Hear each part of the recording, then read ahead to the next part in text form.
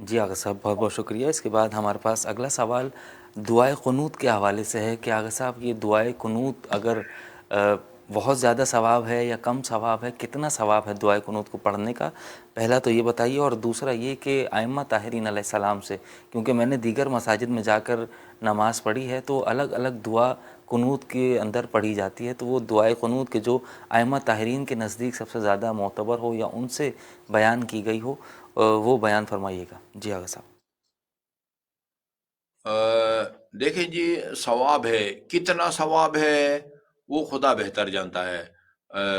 ہمیں جو ہے نا اس طرح باریک بینی سے بتایا نہیں گیا ہے۔ دعائے قنوت میں جو ہے نا وہ میرے خیال میں سب سے بہتر جو ہے وہ دعائے فرج ہے۔ لا الہ الا اللہ، وہ کیا ہے،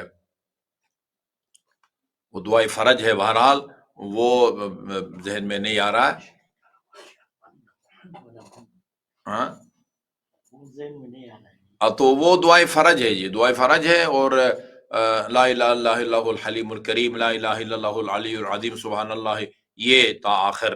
تو اس کے علاوہ یہ دعا بھی بہترین ہے، ربنا لا تزغ قلوبنا بعد اذ ہدیتنا وہب لنا من لدنک رحمہ انک انت الوہاب، ربنا آتنا فی الدنیا حسنۃ وفی الآخرۃ حسنہ، یہ بھی ٹھیک ہے۔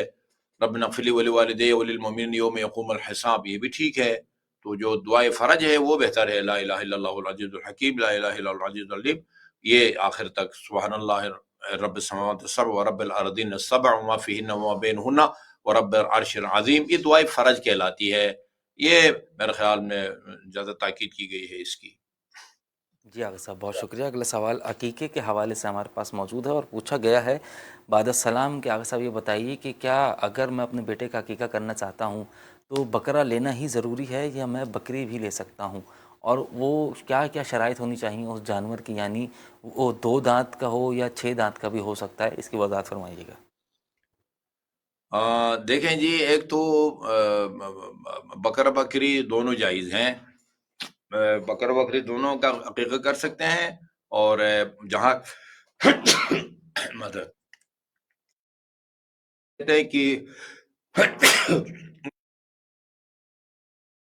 میں ہوتے ہیں، تو اس میں یہ کہ اگر وہ دمبا دمبی ہے تو وہ 6 مہینہ مکمل 7 مہینے میں ہو، اور اگر وہ بکرا بکری ہے تو 2 سال میں داخل ہو، اسی طرح وہ گائے بیل وغیرہ میں ہے۔ جی جی آغا صاحب، بہت بہت شکریہ۔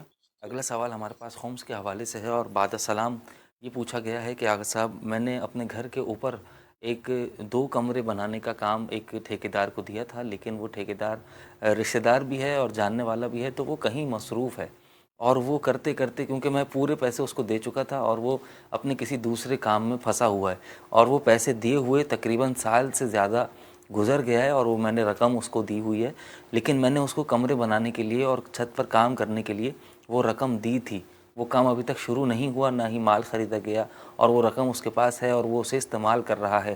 تو اب میرا کیا فریضہ ہے، کیا مجھ پر اس رقم پر کہ جو مکمل سال اس کے پاس رہی اور میری جانب سے میرا کام نہیں ہوا، تو کیا اس رقم پر خمس واجب ہوگا یا نہیں، اس کی وضاحت فرمائیے گا۔ ظاہراً تو یہ آپ کی ملکیت سے نکل گیا ہے، ٹھیکیدار کو آپ نے دے دیا ہے، آگے اس نے وہ اس کو خرچ کرنا چاہیے تھے یا نہیں کیا ہے، تو آپ کی ملکیت سے وہ نکل چکا ہے۔ جی آغا صاحب، بہت شکریہ۔ آخر میں ہمارے پاس کافی لوگوں کے میسیجز اور ایسی التماس ہے دعا کے لیے، اور 2 افراد نے اپنے مرحومین کے لیے، ایک نے والدہ کے لیے اور ایک نے اپنی دادی کے لیے دعا کے لیے کہا ہے، تو آغا صاحب آپ دعا فرما دیجیے۔ جی، اللہم صلی اللہ محمد وآل محمد، یا محمود بحق محمد، ویا اعلیٰ بحق علی، ویا فاطر السماوات والارض بحق فاطمہ، ویا محسن بحق الحسن، ویا قدیم الاحسان بحق الحسین و اولادہ المعصومین، خدا بحق محمد وآل محمد۔ جو مومنین مومنات پریشان حال ہے، سب کی پریشانیوں کو دور فرما، مریضوں کو شفائے کامل اور عاجل عطا فرما، جس مرحومین کے لیے دعائے مغفرت کی درخواست کی گئی ہے، انہیں محمد و آل محمد کی شفاعت اور ان کے جوار میں مقام عطا فرما۔ ربنا تقبل منا انک انت السمیع العلیم برحمتک یا ارحم الراحمین۔